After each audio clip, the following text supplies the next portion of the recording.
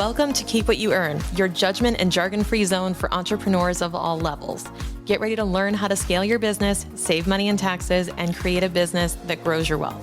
If it feels like the financial side of business is like eating your vegetables, well then think of this podcast as the ranch dressing to make the process a little more enjoyable. My name is Shannon Weinstein. I'm a CPA and business owner on a mission to simplify money and empower others through knowledge.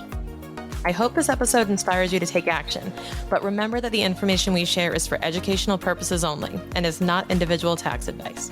Now that we got that out of the way, let's start the show.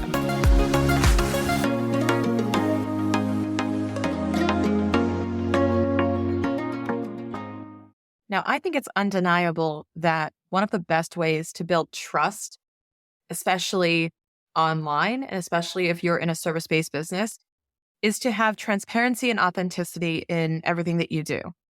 And a lot of people really are preaching the idea of authenticity as a really important factor in your business. But I want to also talk through, is there such thing as being too authentic, too transparent? And what to do if you hesitate to be fully transparent or quote unquote authentic. What is the difference between those two, by the way, right?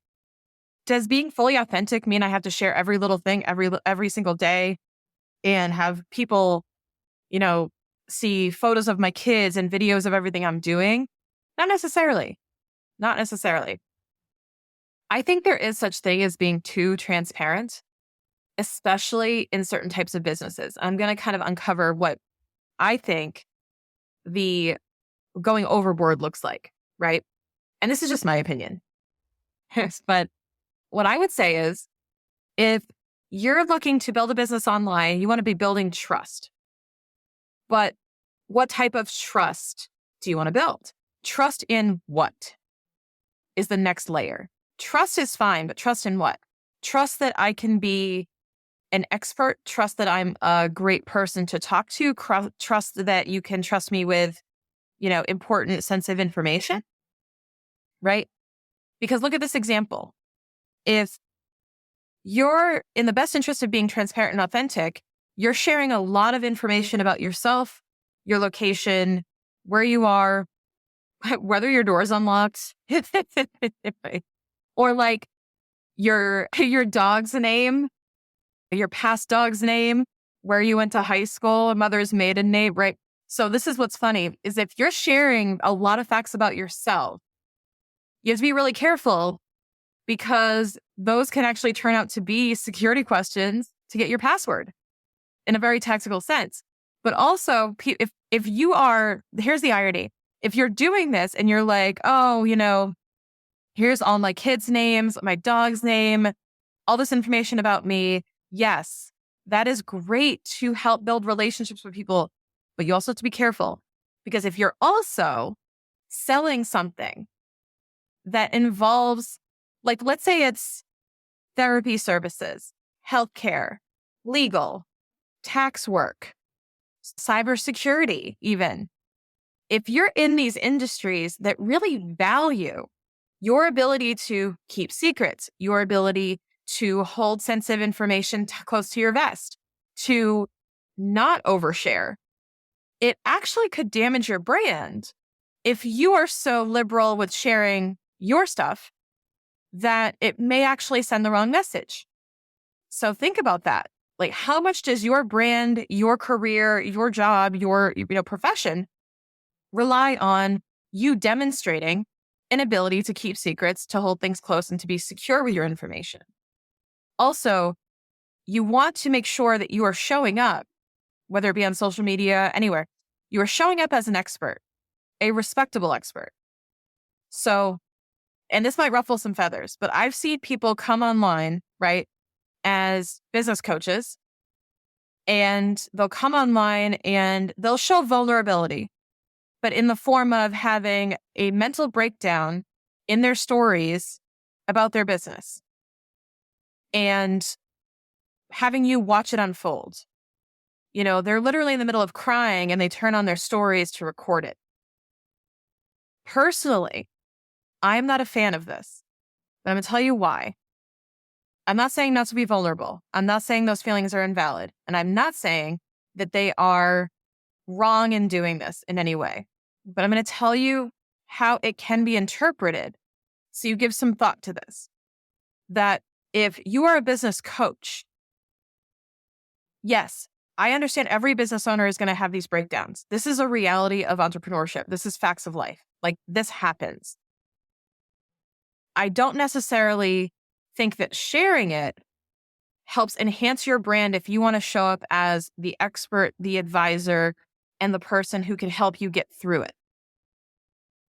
I would much rather not have you hide the fact that you have these breakdowns, but I would rather, in a state of lucidity, in a state of complete confidence and clarity after these things happen, talk about it from the perspective of someone who's gone through it.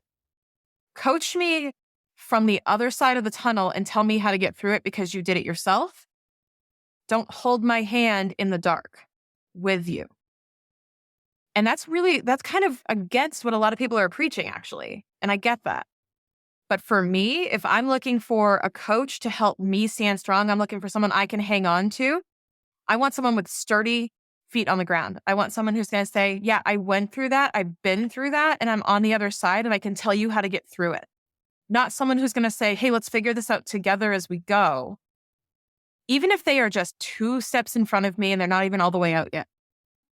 Even if they had the breakdown last night, tell me about what you took away from it. You know, that's what I'm talking about, is when you're showing up almost too transparently in the process, it can actually damage your brand and reputation if your brand and reputation is to show up as a guiding expert and someone who's been through it and knows what they're talking about. It can be. Now, I know this will be nuanced for different types of creators, different types of business owners, but if you are in a space like business coaching or something that is very strategic, where you show up as a consultant, an expert, and a guide, I want to know that the guide has full confidence in what they're doing, that they're going to help me get through it. And I know that that may be sounding insensitive in some way, and it's not meant to be. But personally, you will not see me cry on my stories. You will not see me cry going through some stuff. I will go through that stuff. I'll tell you all about it. But I'm going to wait till I process it, because it's only fair to share the value out of it, not just the vulnerability. So vulnerability without value, to me, is vanity.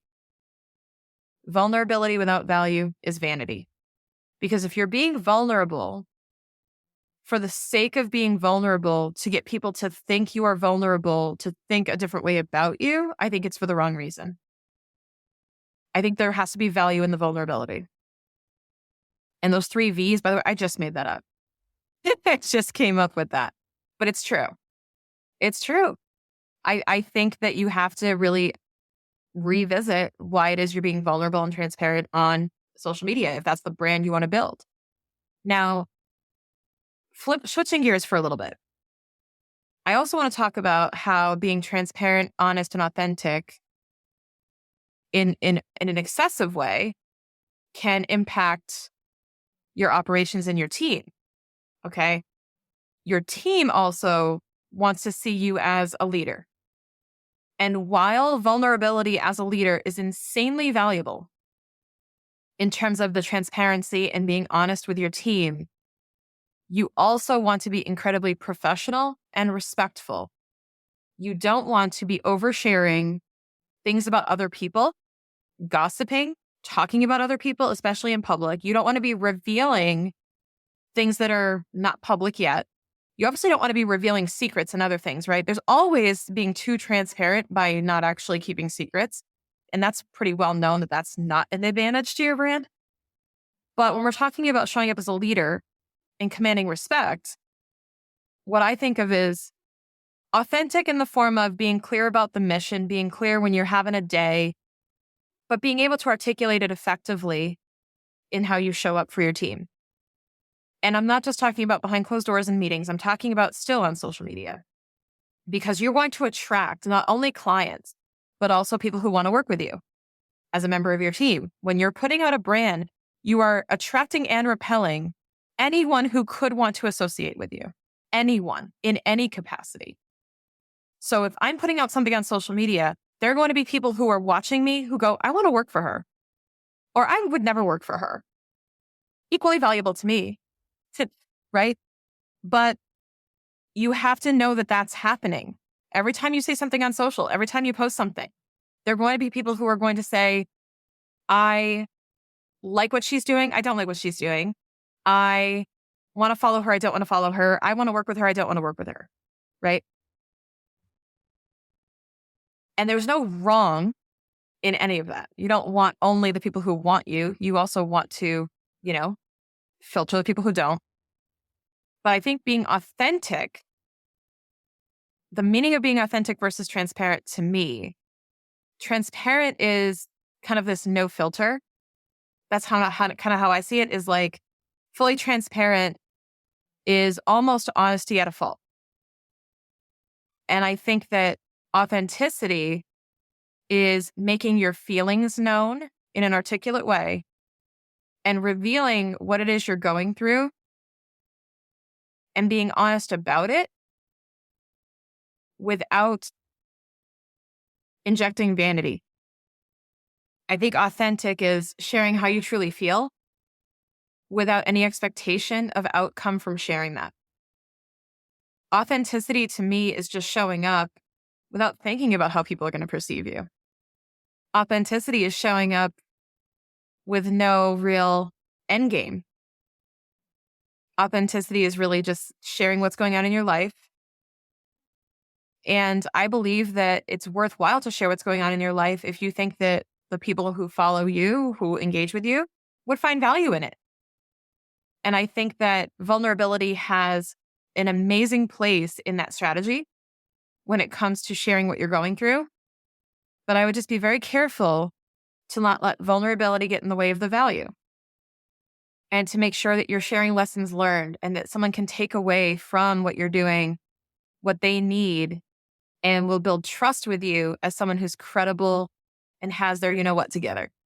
Because that's ultimately what's going to make someone want to engage with you for business and to be able to trust you as a service provider. So keep that in mind when you're posting on social media. Find ways to inject more authenticity into what you do and create that value around it so that people will come back to you and gravitate to you, be magnetized to you in order to find out what you're up to because they have a genuine interest, because they find you to be authentic, real, sharing your story, but doing so in a very positive way that can share value with them.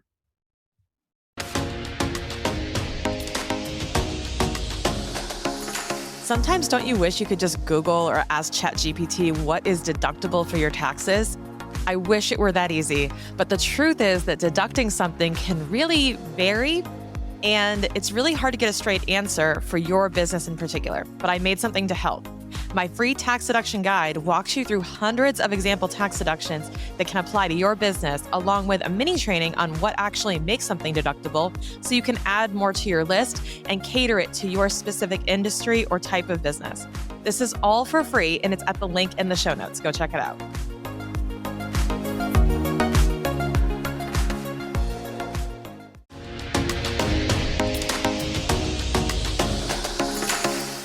Thank you so much for listening. If you enjoyed this episode, please leave a rating and review on your podcast platform. This small action goes a long way for podcasters to get our message heard by more business owners just like you. Be sure to check out the show notes for links to information about our guests and ways to get in touch with me. We'll see you on the next episode.